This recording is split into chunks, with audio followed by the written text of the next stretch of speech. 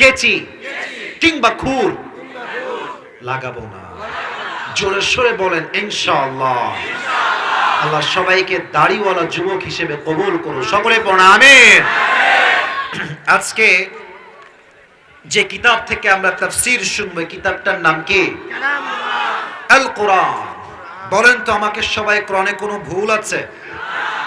শুনলে তো ভাই, জোরে বলেন, ভুল আছে? কোন সন্দেহ আছে? এই কোরআনটাকে মুত্তাকীদের জন্য, আল্লাহওয়ালাদের জন্য, যাদের হৃদয়ে আল্লাহর ভয় আছে, তাদের জন্য গাইডলাইন করে পাঠিয়েছে একজন। আওয়াজ দিয়ে বলেন তো তিনি কে? যালিকাল কিতাব লা রাইবা ফীহি হুদাল লিল মুত্তাকিন। এমন একটা কিতাব whereof there is no doubt in it, a guidance to those who are muttaqin, যেখানে কোনো সন্দেহ নাই, সন্দেহের লেশ মাত্র নাই। মুত্তাকীদের জন্য বইটাকে হেদায়েত স্বরূপ পাঠিয়েছে একজন। আওয়াজ দিয়ে বলেন তিনি কে?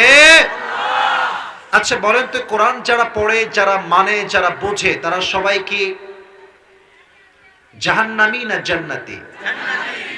দলিল কি? আল্লাহ তাআলা নিজেই বলছেন, কিতাবুন আনজালনাহু ইলাইকা লিতুখরিজান নাসা মিনাল যুলুমাতি ইলান নূর। O my prophet, I have sent to you this Quran that you can lead the mankind out of darkness into the light. ও নবী, কোরআনটা কেন নাযিল করেছে আপনি জানেন? যাতে করে আপনি হাজার কোটি কোটি মানুষকে অন্ধকারচ্ছন্ন জগৎ থেকে আলোর পথ দেখাতে পারেন। সুবহানাল্লাহ পড়বেন না আপনারা সবাই?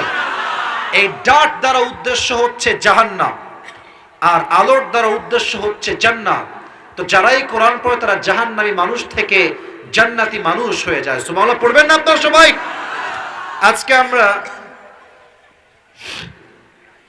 ভেরি প্রিসাইজলি, সংক্ষেপে কোরআন থেকে একটি নির্ধারিত বিষয় কথা শুনবো, তাফসীর শুনবো। বিষয়টার নাম হচ্ছে the life of grave, the life of hereafter, the life of আখিরাহ। আজকে আমাদের আলোচনার মূল বিষয়বস্তু হচ্ছে আখিরাতের জীবন, পরকালের জীবন। আমাকে এবার সবাই জবাব দিতে হবে। বলেন, দুনিয়ার জীবন না আখিরাতের জীবন? আওয়াজটা আমি মন মতো পাচ্ছি না, আমি আবার বলছি। আজকে আমাদের আলোচনার সেন্ট্রাল থিম কি? দুনিয়ার জীবন না পরকালের জীবন? পরকালের জীবন। পেছনে দুই একজন লোক ওঠার ট্রাই করছেন, এক দুইজন মুরব্বী হতে পারে। মুরব্বী উঠলে আমি আসিফ কোনো ওয়ার্নিং দিব না, বাট কোন যুবক কিন্তু ভুলেও সে সাহস দেখাও না, ভুলেও দেখাও না। তুমি ওঠার আগে তোমাকে আমি কান ধরে বসাই দিব আজকে। বলো হুজুর আপনি কি আজকে পাওয়ার দেখাচ্ছেন? পাওয়ার না, যে ভালোবাসতে জানে সে শাসন করার একটা অধিকার রাখে, ঠিক না? বলো এটা ভালোবাসার থেকে বলছি, কেউ যাবা না, ফুল লেকচার শুনে যাবা। ইমানই কিছু প্রশ্ন করছি, ইমানের প্রশ্ন। বেসটা বাড়ান, ইকোটা হালকা কমান প্লিজ।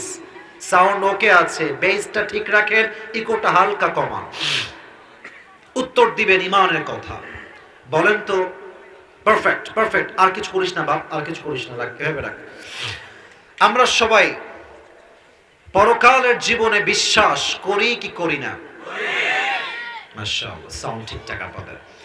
আমরা সবাই একদিন যে মরতেই হবে, মৃত্যুর স্বাদ যে গ্রহণ করতেই হবে, 3.5 হাত মাটিতে যে আমাদেরকে ঢুকতেই হবে, এটা আমরা সকলে বিশ্বাস করি কি করি না? মাশাআল্লাহ, এটা ছিল আমার লজিক্যাল কিছু ইমানি প্রশ্ন। এবার আয়াত থেকে কথা বলবো, অনেক আয়াত থেকে। বলেন তো, দুনিয়ার জীবনটা বেশি উত্তম না আখিরাতের জীবনটা বেশি উত্তম? আখিরাতের জীবন বেশি উত্তম। দলিল কি? 30 নম্বর পারা, সূরাতুদ দুহা। আল্লাহ তাআলা বলছেন, ওয়ালাল আখিরাতু খায়রুল লাকা মিনাল উলা। Allah has mentioned very clearly in this ayah, the life of hereafter is much more better than this worldly life. Allah Ta'ala বলছেন, দুনিয়ার জীবনের চাইতে আখিরাতের জীবনটা হাজার হাজার গুণ বেশি উত্তম। সুবহানাল্লাহ পড়বেন না আপনারা সবাই? সেকেন্ড কোয়েশ্চেন, বলেন সবাই, দুনিয়ার জীবনটা বেশি লম্বা না আখিরাতের জীবনটা বেশি লম্বা? আখিরাতের জীবন বেশি লম্বা। যেমনটা আল্লাহ তাআলা নিজেই বলেছেন 30 নম্বর পারা সূরাতুন নাজিআতের শেষ নম্বর আয়াত আল্লাহ তাআলা বলছেন ইয়াউমা ইয়ারাউনাহা লাম ইয়ালবাথু ইল্লা আশিয়াতান আও দুহাহা। দুনিয়ার মানুষগুলো যখন মারা যাবে, পরকালের জীবন যখন শুরু হয়ে যাবে, প্রত্যেকটা মানুষ বলবে একটা কথা, আশিয়াতান আও দুহাহা। তারা বলবে আল্লাহ, পরকালের জীবনটা এত লম্বা মনে হচ্ছে আমরা দুনিয়াতে মাত্র একটা সকাল কিংবা একটা সন্ধ্যা অবস্থান করেছিলাম, এতটা লম্বা হবে পরকালের জগৎটা। আল্লাহু আকবার। বিশাল লম্বা জগৎ, লং পিরিয়ড অফ টাইম। আখিরাতের জীবনটা লম্বা সময় হবে। কত লম্বা হবে একটু ভেবে নেন, একটু ফিল করেন।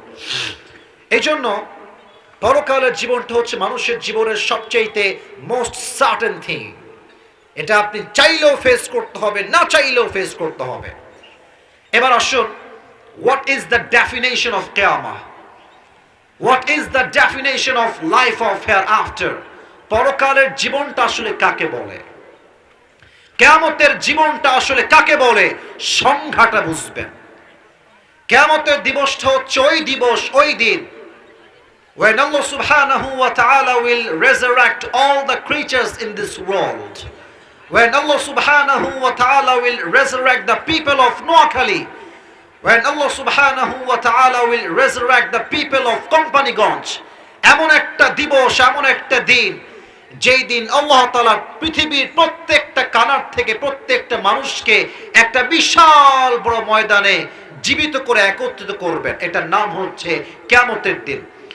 And Allah will ask them about their faith and deeds during their life on earth. Allah দুটি বিষয়ে জিজ্ঞাসা করবেন। নোয়াখালীর ভাইরা, কয়টা বিষয়? এক ঈমান, দুই হচ্ছে আমল। Repeat after me. এক হচ্ছে ঈমান, দুই হচ্ছে আমল। এটাই হচ্ছে কিয়ামতের দিবস। এবার আলোচনার একদম ভিতরে ঢুকতে চাই, প্রবেশ করতে চাই। সকলে যারা আছেন মুরব্বী আব্বাজান, ডানেও আছেন, সামনেও আছেন যুবক ভাইরা, দুই চোখ সকলে 5 সেকেন্ডের জন্য অফ করেন। সকলে, আমিও করছি, আপনিও করবেন। 5 আমি গুনবো নিজে, যখন 5 গুণা শেষ হবে then you will open your eyes. সকলে চোখ বন্ধ করেন। 1 2 3 4 5। Please open your eyes. চোখ খোলেন। কেন বললাম এইটা? আমি আপনাকে অনুভব করাতে চাই পরকালের জীবনটা আসলে কেমন হবে, আখিরাতের জীবনটা কেমন হবে। আজকে কথা বলতে বড্ড কষ্ট হচ্ছে, বড্ড গলায় ব্যথা, বড্ড কাশি আমার। তাও ট্রাই করছি, নোয়াখালী মানুষের কাছে বছরের শেষবার আসছি, ট্রাই করব নিজের সর্বোচ্চটুকু বিলীন করে একটা সুন্দর তাফসীর পেশ করবার জন্য। রাজি আছেন তো ইনশাআল্লাহ? আমরা এখন আছি নোয়াখালীর কোম্পানিগঞ্জের ছোট্ট একটা জায়গায়, ছোট্ট একটা মাঠে। কালকে সকাল যখন হয়ে যাবে, স্কুলের ছাত্র, কলেজের ছাত্র, ইউনিভার্সিটির ছাত্র, মুরব্বী, যুবক, মা বোন, সকাল হলে যে যার কাজে ছুটে যাবে। কৃষক যাবে ধান খেতে, ছাত্র যাবে তার স্কুলে কিংবা কলেজে, যে বিজনেসম্যান সে যাবে মার্কেটে কিংবা বাজারে, হুজুর যাবে মাদ্রাসায়, মাদ্রাসার ছাত্রও যাবে মাদ্রাসায়, সবাই সবার কাজে ছুটে যাবে সকালবেলা। একটু ভাবেন, কালকে সকালবেলা আপনার দরকার হচ্ছে যাবেন নোয়াখালী বাইপাস হয়ে ফেনী। যাবেন কোথায়? Feni. Just for an example ভাবেন। তো আপনি যাচ্ছেন ছোট্ট একটা বাইকে করে, অথবা সিএনজিতে করে, অথবা আপনি যাচ্ছেন ছোট্ট একটা ইজি বাইক অর্থাৎ অটোতে করে। তো এটা হচ্ছে নোয়াখালী বিশ্ব রোড, বিশাল লম্বা। নোয়াখালীর বিশ্ব রোডে যে গাড়িগুলো চলে, এটা কি স্লো চলে না খুবই স্পিডে চলে? স্পিডে চলে। 110, 120, 80, 100 অলওয়েজ তাদের স্পিড থাকে। আমিও তো 80 মাঝে মাঝে। তো আপনি যখন গাড়ি নিয়ে উঠবেন নোয়াখালীর বিশ্ব রোডে, এটা হচ্ছে আপনার ছোট্ট রোড, উঠে আপনি বামে যাবেন। যখনই আপনি সিএনজি নিয়ে বিশ্ব রোডে উঠতে যাবেন, আপনার স্পিড আছে 15তে কিংবা 20-এ, খুবই slow. You are driving your car very slowly, খুব দ্রুত না, খুব আস্তে। যখনই উঠে বামে যাবেন, উঠেছেন, সাথে সাথে